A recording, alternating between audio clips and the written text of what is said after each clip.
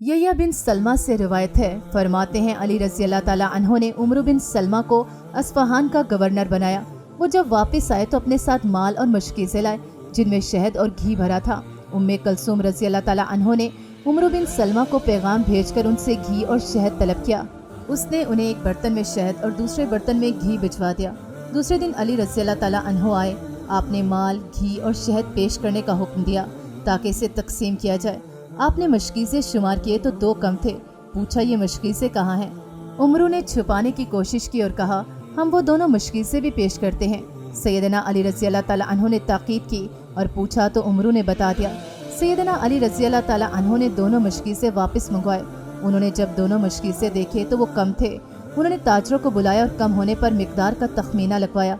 इनकी रकम 3 दिरहम तय हुई, लिहाजा ये रकम सैयदा उम्मे कलसूम से वसूल की और फिर बाकी तमाम घी और शहद तकसीम कर दिया।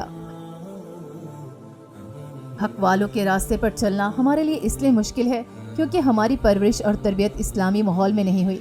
अली रज़ी अल्लाह ताला अन्हो जैसे जलीलुल कदर सहाबी जिनकी तरबियत रसूलुल्लाह सल्लल्लाहु अलैहि वसल्लम के घर हुई, इनके लिए ऐसा अदल इंसाफ एक आम बात थी। अगर हम भी दिल पर पत्थर रखकर अपनी तरबियत ऐसी करने की कोशिश करें तो बहुत जल्द हम इसमें ढल जाएंगे और हमें अपने खिलाफ फैसले करने में भी परवाह नहीं होगी, बल्कि सिर्फ हमारे दिल को रब की रज़ा मकसूद होगी।